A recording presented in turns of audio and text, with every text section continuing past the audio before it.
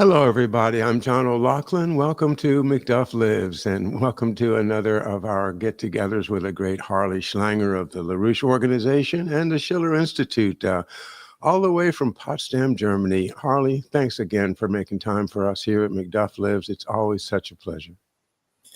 Well, I look forward to it every other week myself, John. Well, great. Let's get started. I called the show today. Who wants to play DOGE Ball? I remember dodgeball when I was in the 7th grade. It was the most painful ordeal that we had to go through because there was always somebody that could throw the ball harder than I could. And they aimed at me. I'm sure I was a victim of dodgeball in the 7th grade. And I have never recovered from it, Harley. Well, I participated in it when I was young. I recovered from it. But I do remember it could be pretty brutal, especially when the 4th graders were teamed up as I was against the 6th graders. Okay. All right. Well, you held your own, at least. I don't know if I did. But Elon Musk, the Doge of the moment, seems to be dominating the news lately. And if I were the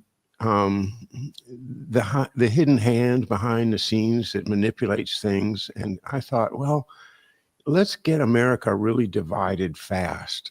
What would I do but start a game of Doge Ball where all the Democrats are, screaming bloody murder, at least the ones that appear on the media, and the Republicans are like, we're going full speed. We don't care what you do. We're going ahead, full speed ahead.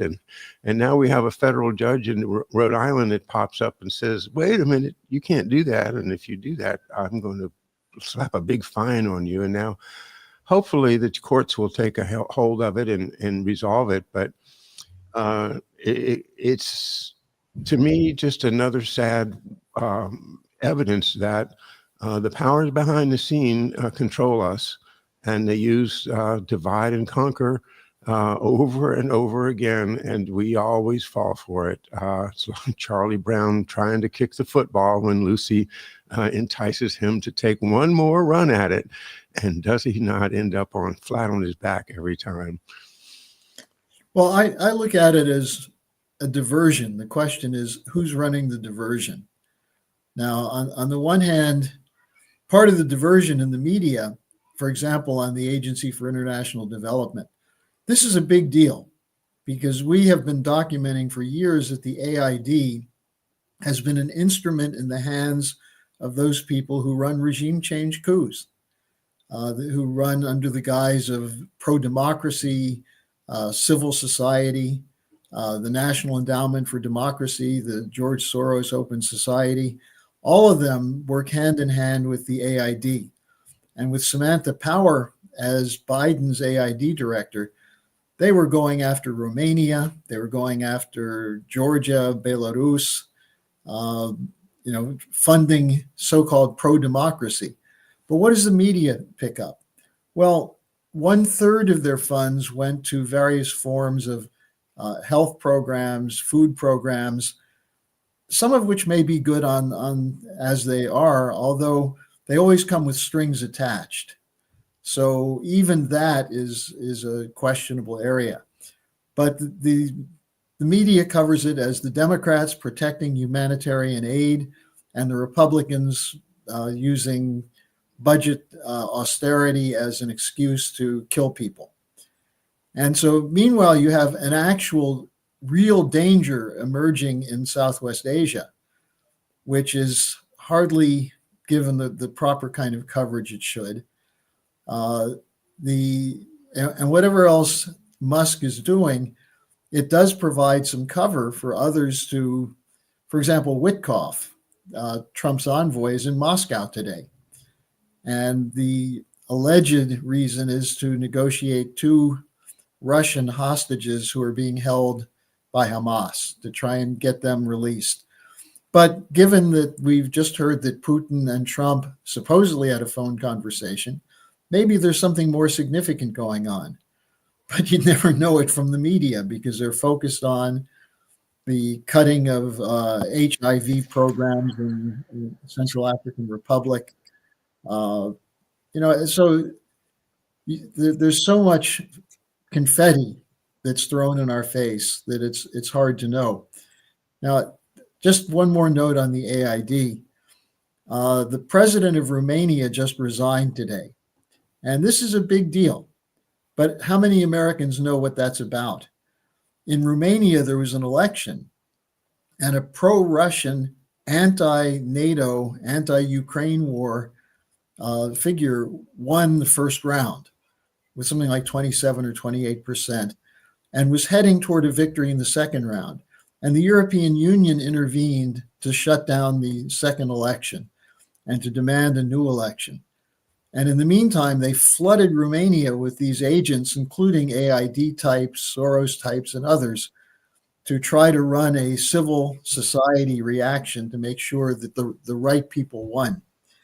And it wasn't working. So the president, who was part of the European Union policy, resigned today. He just said, I've had it. Now, this occurred 2 days after a meeting of Orban from Hungary, Fico from Slovakia, people from 3 or 4 other countries, all of which are EU and NATO members that are against the continued funding of the war in Ukraine. Did you see anything on that in your newspaper or on the TV?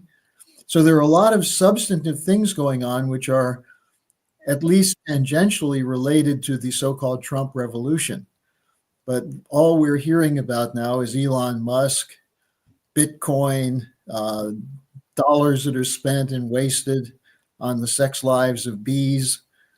It's the same old, the way you avoid really getting into a substantive discussion. Well, if it wasn't for Bernard Mandeville, we wouldn't be so interested in bees at all. But that seems to be. I don't know. Apparently, there's always funding going on to study the sex life of bees at University of North Carolina, University of Kentucky. I guess there must be something exciting about it. And there's a lot of buzz to it. Well, of course, the famous Ralph Barrick of UNC and his lab and all of this stuff that we sometimes talk about. There's a lot of interesting things going on at UNC, and it's not all good. I think as far as the USAID thing, it is really huge. And to get diverted, as you say, with confetti, well, that's what they do. That's what was my point, is that we've been polarized, and that's the theme of my lifetime, is just to see that the polarization works so well to keep the elite people in power and us paying taxes. It's pretty disgusting when it rebounds right in my face. But I have all of these friends from my musical days in my youth, and they are appalled that I am not joining them in protesting what they call the coup, the Elon Musk coup. And I say, well, this is not a coup. Come on now. This was an election, and that's a different thing, There is an issue that has to be resolved. Maybe you have some thoughts on it, which is, does Musk have some kind of mandate under the Constitution where he can act on his own? Now, I would say he's probably not acting on his own, that everything he's doing is going through Trump or a top subordinate of Trump. But there is a constitutional question there, because he was not vetted by the Senate. It's not an elected position. So there is a little bit of ambiguity there. But on the other side, when was the last time anyone took a look at some of these areas? Like the AID officially gets $40 billion last year in the 2023 budget, actually $40 billion. The figures from the 2024 budget haven't been released yet. Musk says they're larger, and he says there's a lot that's hidden from other departments that ends up going through AID. So, as you said, it's huge. I don't know, I think it's in 170 countries we have operatives. They have programs on media, how to have a responsive media. You know what that means? how to have an opposition media that supports policies coming from Washington and London. And they set up, for example, in Ukraine, several $billion went to the fact-checking agency that put out the supposed true story about the non-existence of neo-Nazis in Ukraine. Some of that was funded by money through the AID. And it included this woman, Nina Jankowicz, this lunatic who was supposed to be our censorship office in the United States. She was trained in London and then sent to Ukraine and helped them set up the fact-checking agency, which became the standard for fact-checking of Facebook and everything else, funded by USAID. So you have a government agency funding the training of individuals in, I think on the media side, there's something like 87 countries that have people who have been trained by essentially the old Facebook fact check model, because Facebook was hired by Ukraine to coordinate their fact checking. And now Mark Zuckerberg has said, we're not going to do fact checking anymore. So you have these circular things where it all goes back to the same networks trying to control the narrative. Now, should you and I pay for that? Should our tax dollars go to that? That's part of the issue that Musk is trying to hype up in order to call attention to it. And you know what? People do pay attention because they see we don't have money for teachers. We don't have money for healthcare, for upgrading emergency rooms, for high-speed rail, but we have a lot of money to control the narrative. Speaking of healthcare, I just was very shocked yesterday when I found out that all three of our local hospitals are turning people away who come in with what apparently is a flu going around.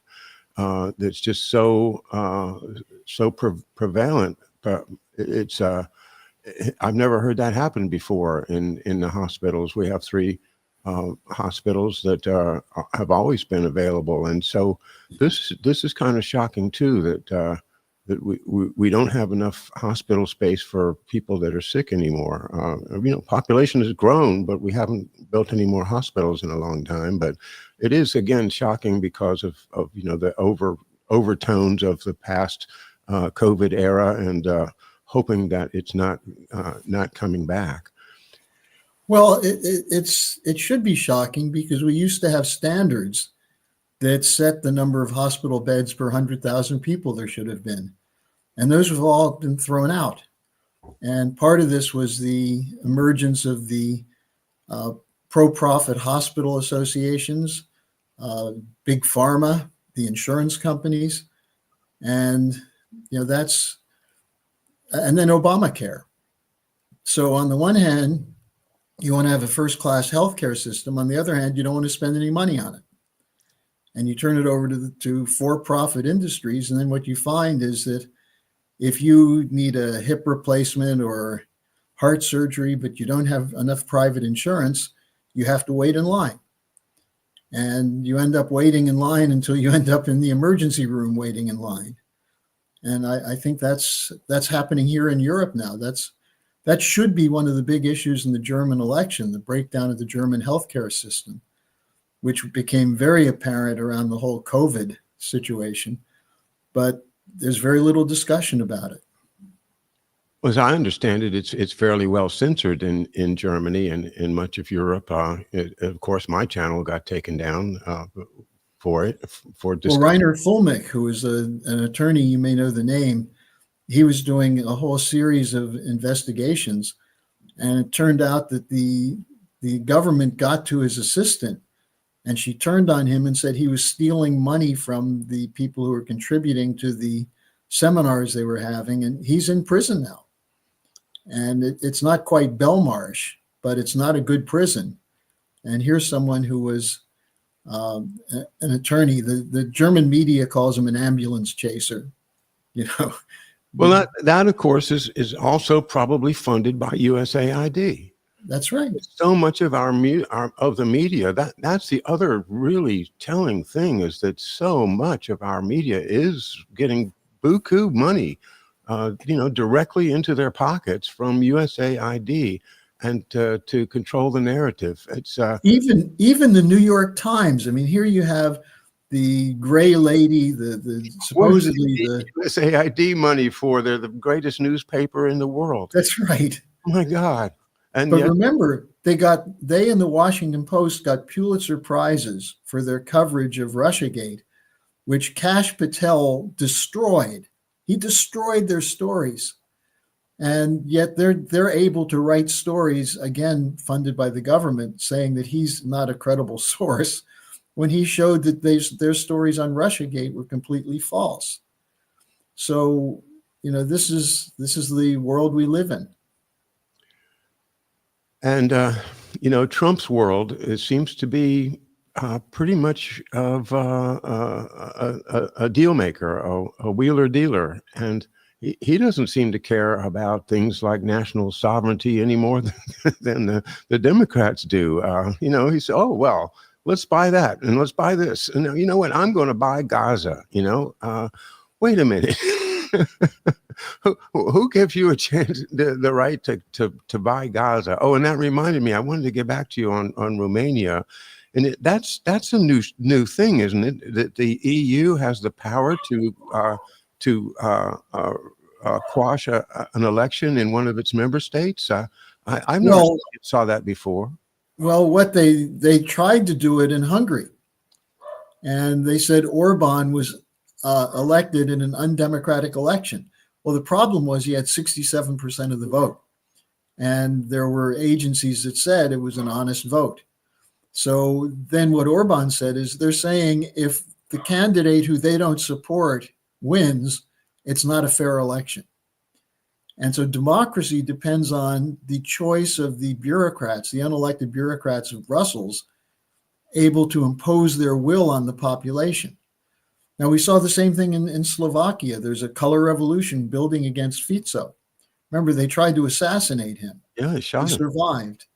And now they're saying that his party is running unfair election that's being meddled with by Russia.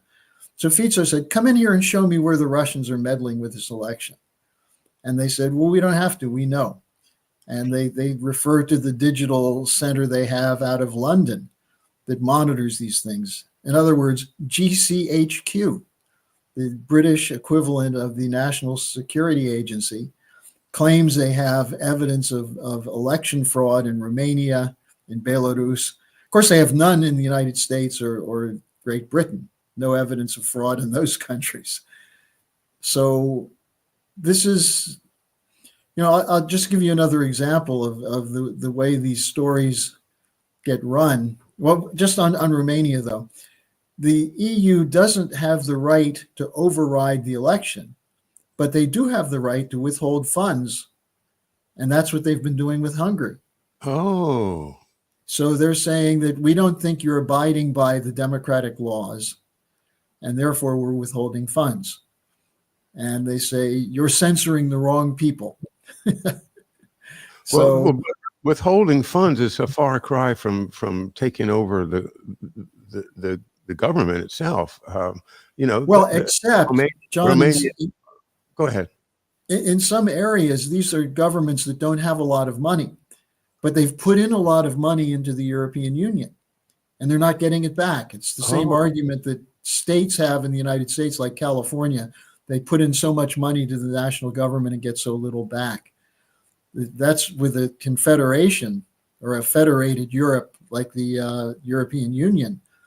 There are states that are not able to borrow. Well, they can't create their own money because they're in the euro now. So they're cut off from borrowing. And so they still have the power of the purse over some of these countries. And then they say, for example, Romania was illegally allowing some Russian gas to come through it to go to the West. Well, meanwhile, the people who are making those accusations are buying Russian gas like crazy on the black market.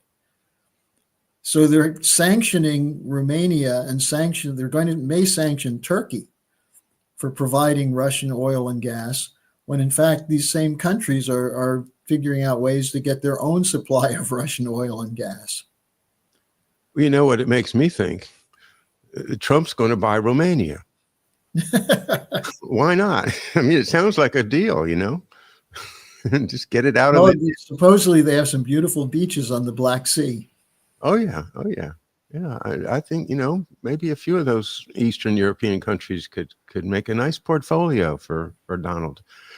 Well, what's interesting is these are countries that are part of along the route of the Belt and Road Initiative. That they're part of the trade agreements that include transmission of oil and gas, but also Chinese goods and European goods going to China.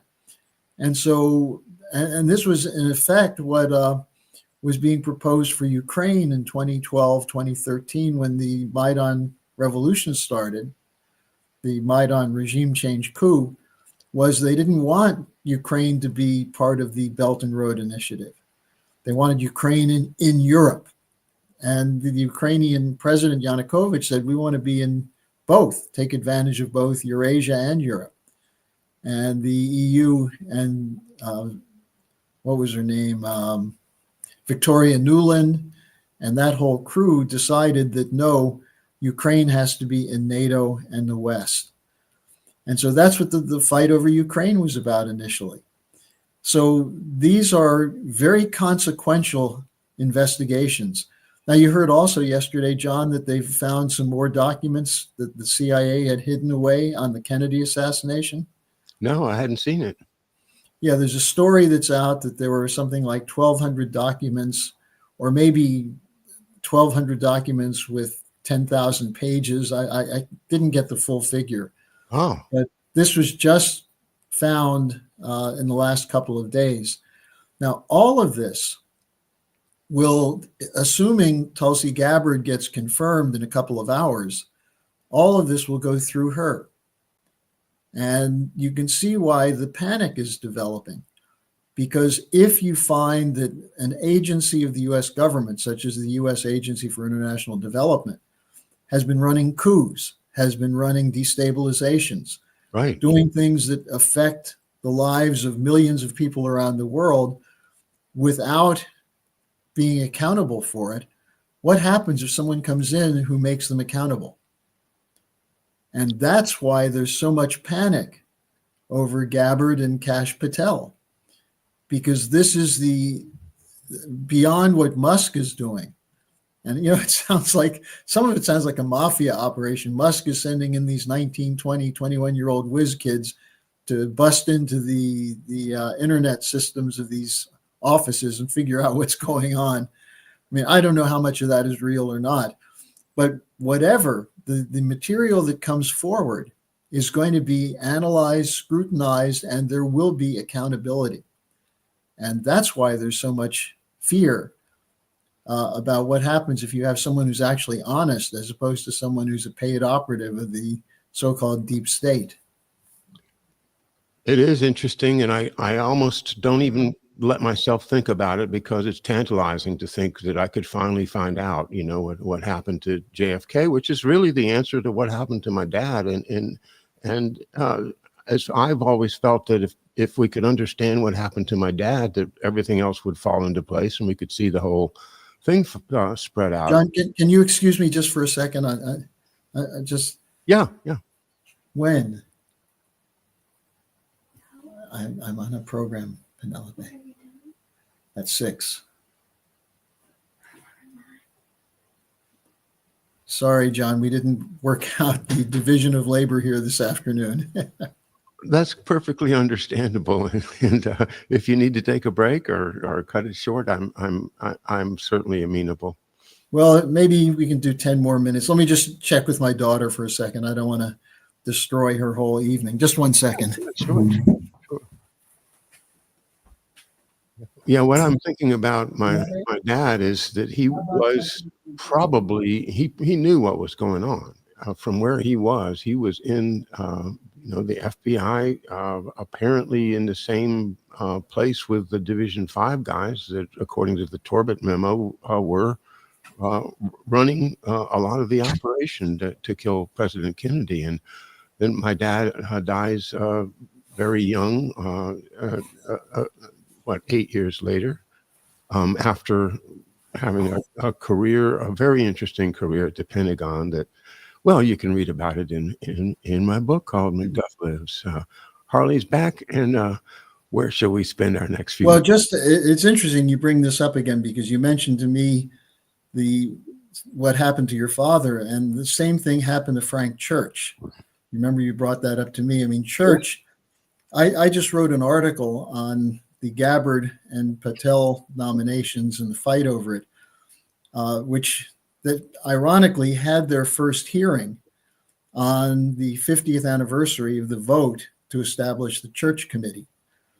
And that was an 82-4 vote. So it was bipartisan. And what were they investigating? All the corruption from Vietnam, from Watergate, from COINTELPRO, from Abscam Brylab, the assassinations in the 60s. All of these were suddenly pulled together as a package, and there was a committee looking into it.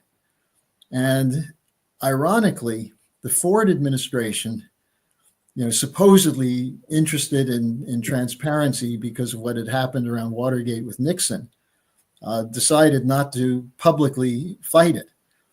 What they did, though, is Jerry Ford's chief of staff was Donald Rumsfeld. His top aide was Dick Cheney, and Dick Cheney was deployed to make sure documents were withheld.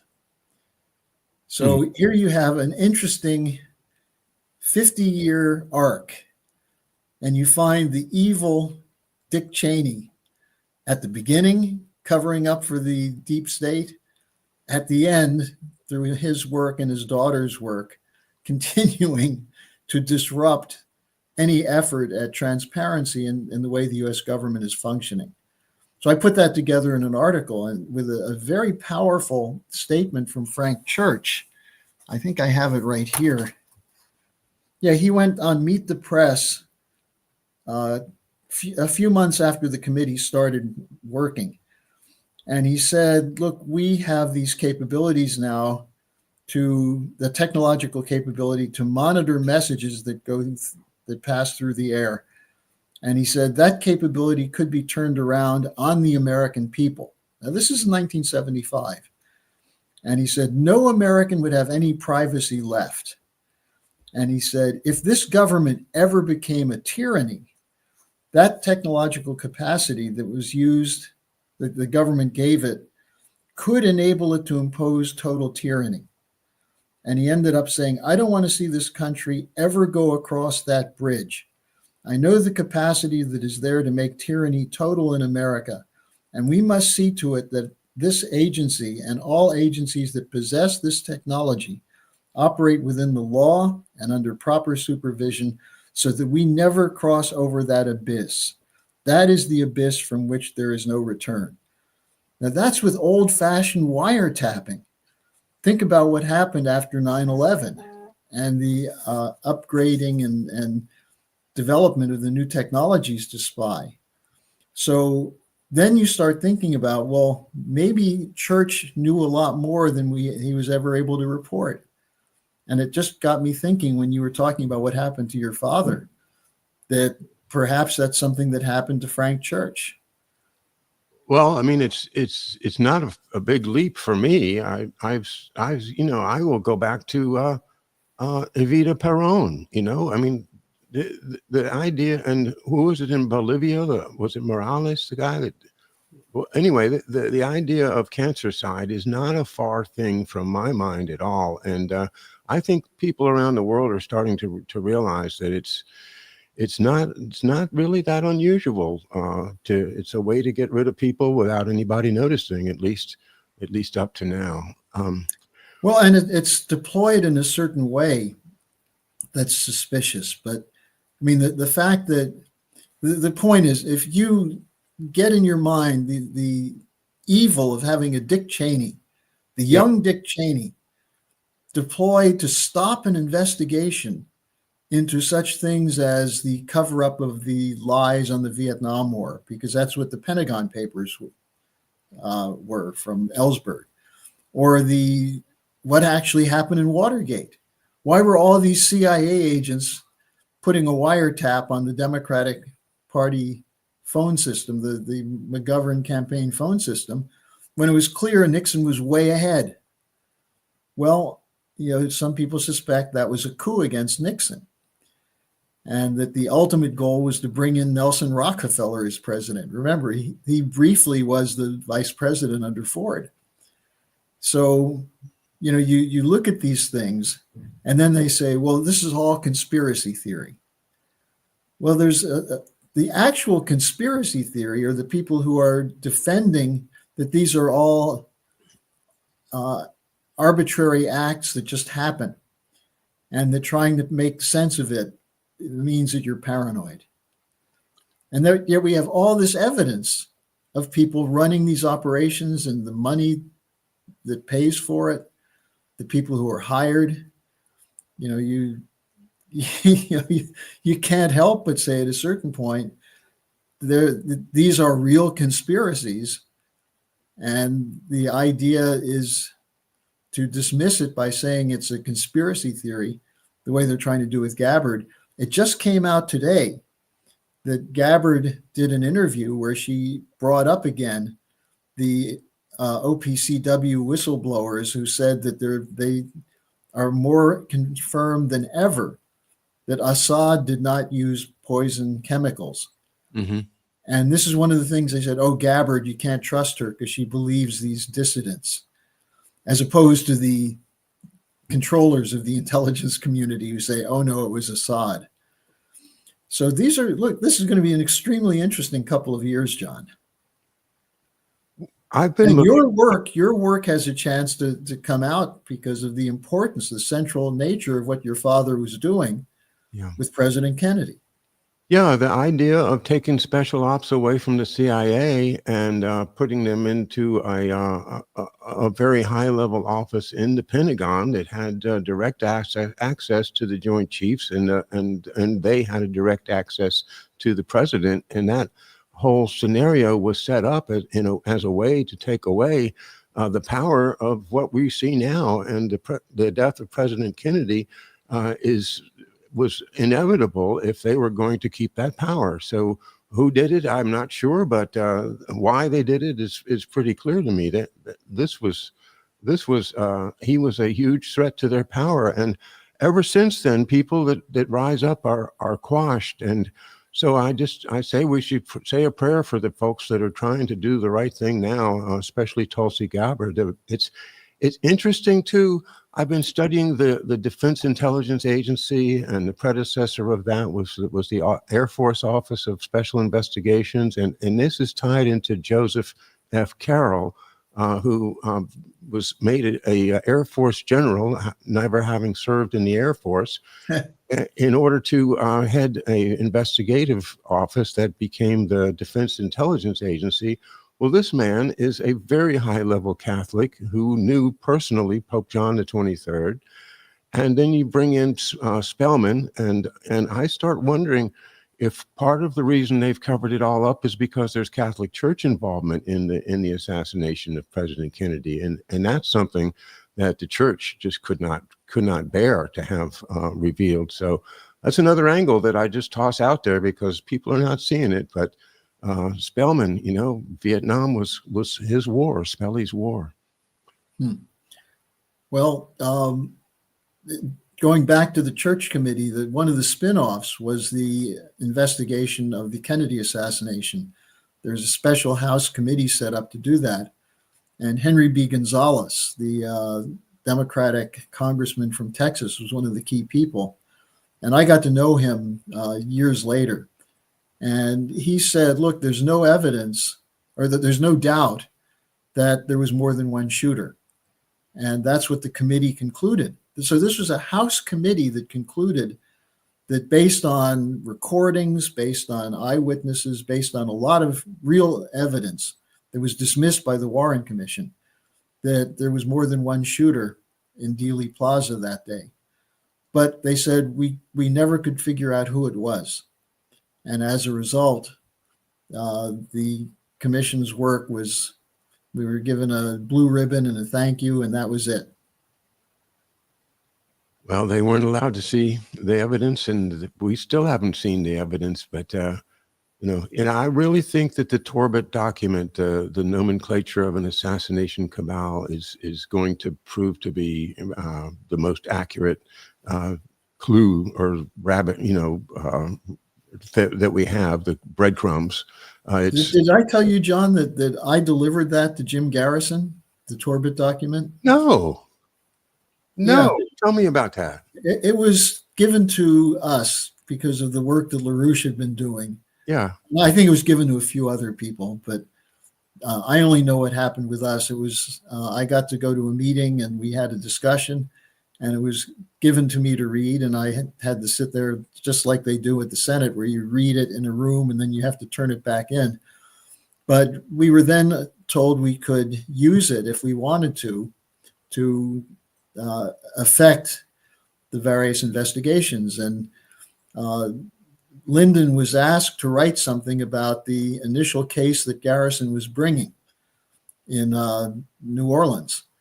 And it was somewhat limited, his initial investigation, because he didn't have money and he had NBC and CBS attacking him. Walter Sheridan was slandering him.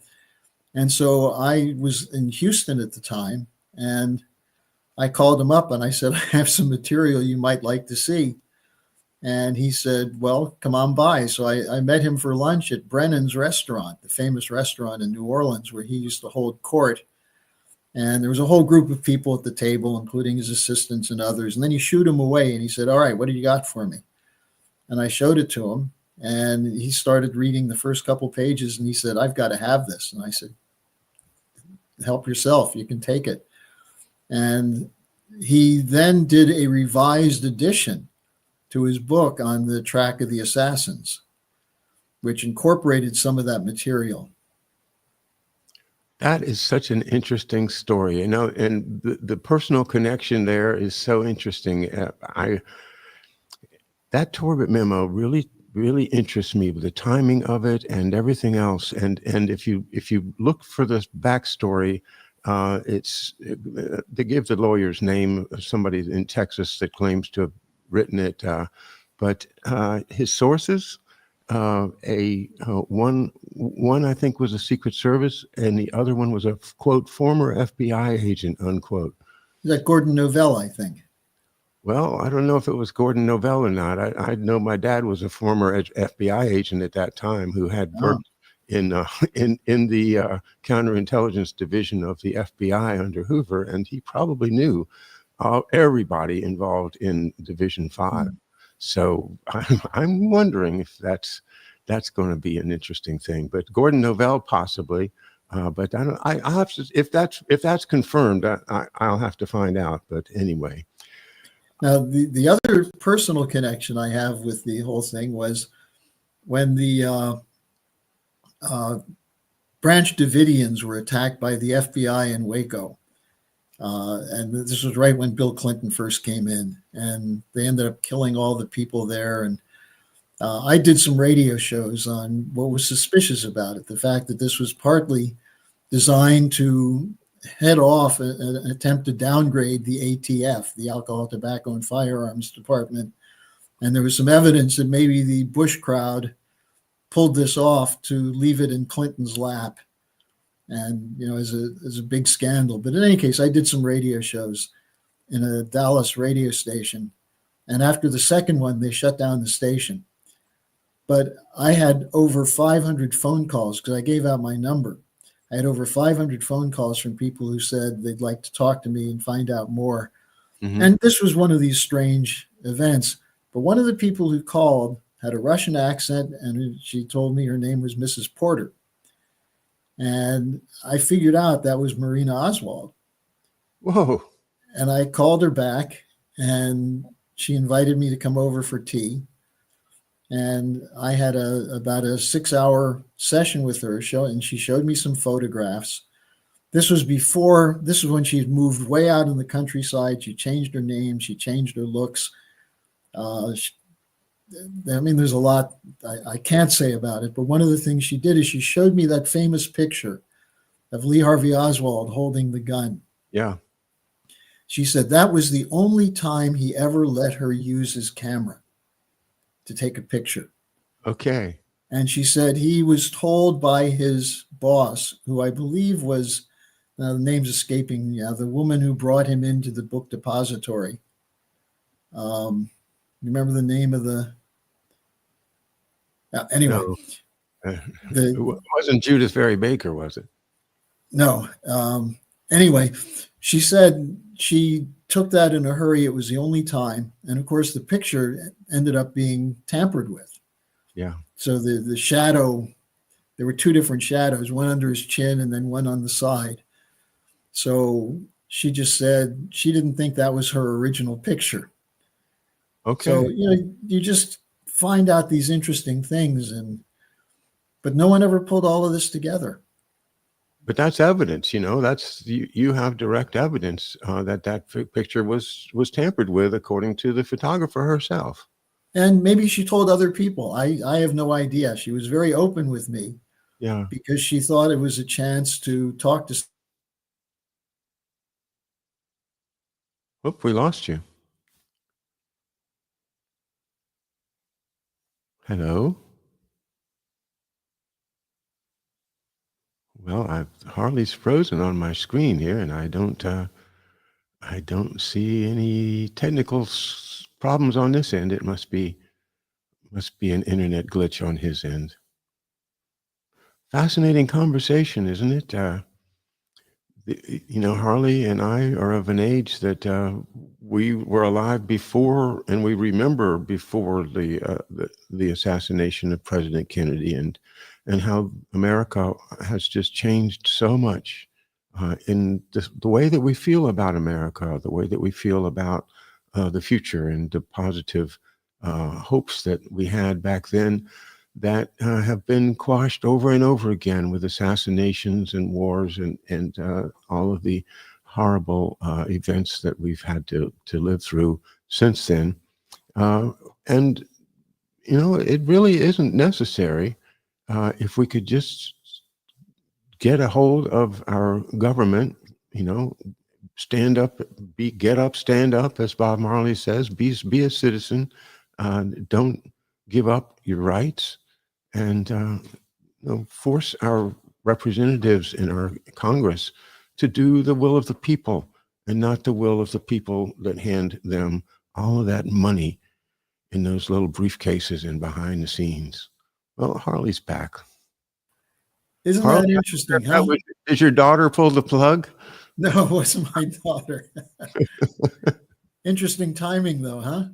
Yeah, I imagine that she'd be happy to have you come in and attend to her for the next 15 minutes. If you'd like to excuse yourself, that's absolutely fine. She already told me that I'm not a big help, and she's going to go walk to where she has to go. Oh, that breaks my heart. It's 150 yards away. She didn't need me to. Crocodile tears. But anyway, she wouldn't pull the plug. She knows better.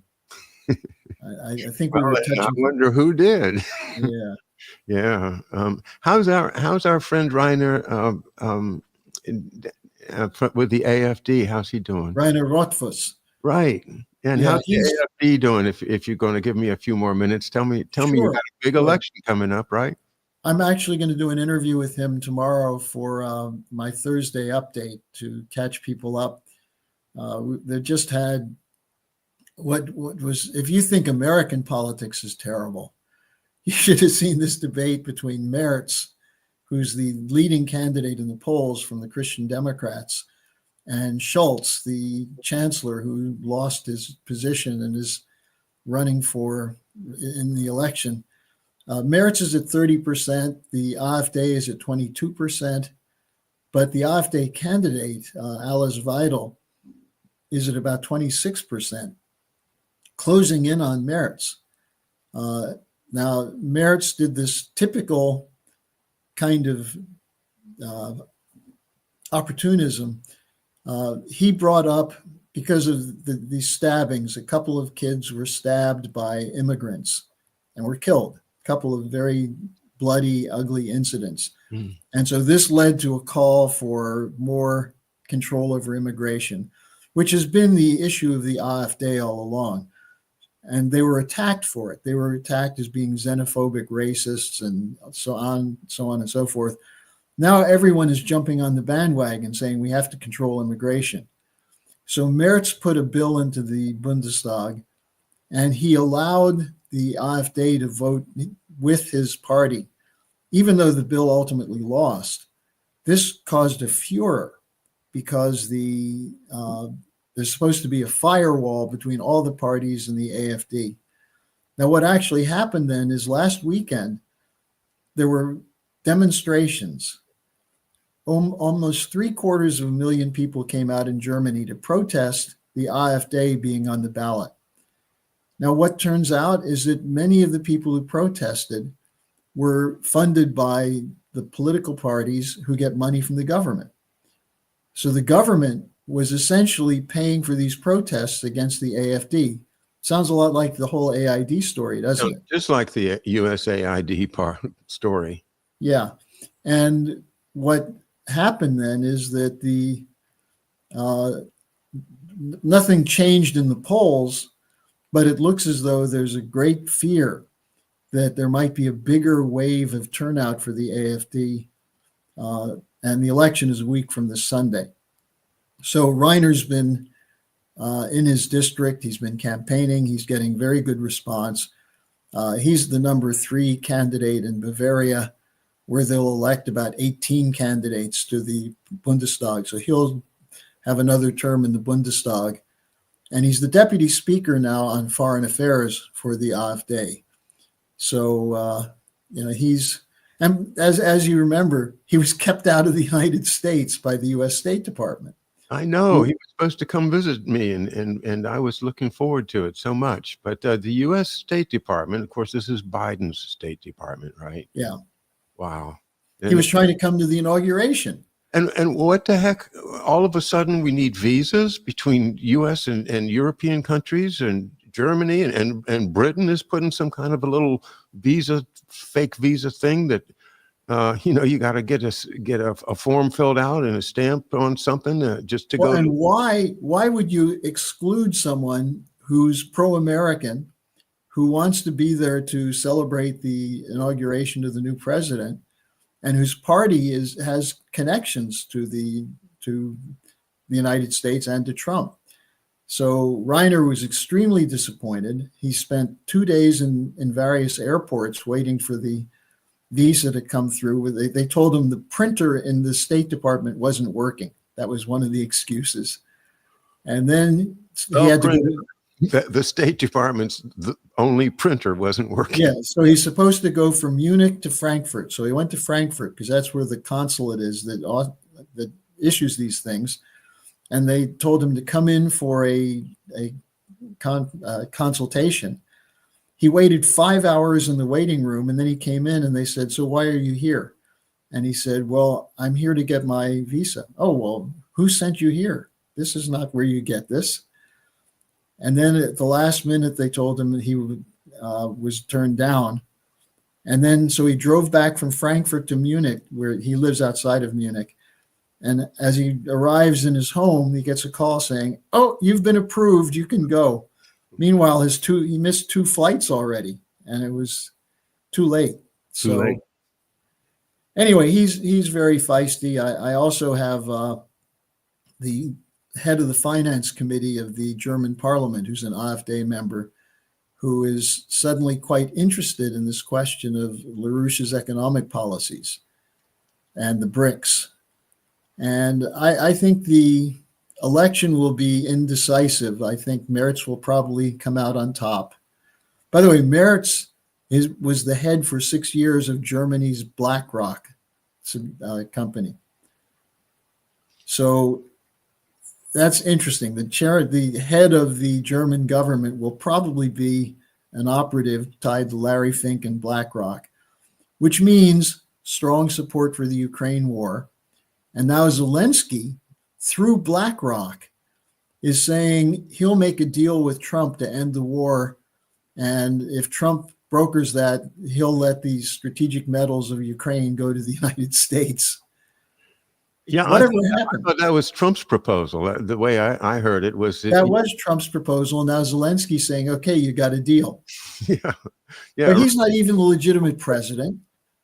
Well, I know, but Trump is just making a deal. It's just Yeah. a deal. Come on, man. A deal. You don't have to get too technical about deals. We're going to just make a deal. Yeah. But that is so interesting. I as you know, I watched the frontline war reports, and the city of Pokrovsk, which has been under the latest attack for many months now. They're trying to gradually encircle it, and because it's quite a fortress, they don't want to have to attack.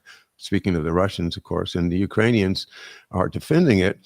But the Russians were going along just fine, making their incremental great gains, going around to the northeast of the city.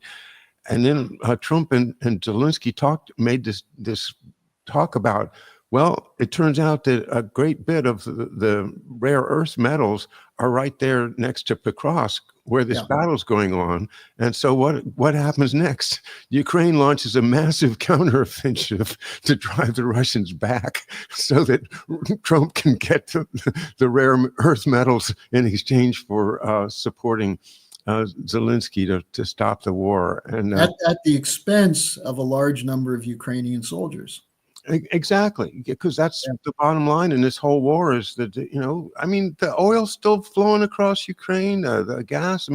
It's all about money. And this wars now with massive infantry assaults and all from World War II, they're so anachronistic, and so it's just so obvious that they're throwing lives instead of throwing money into things, and things that could be fixed with money.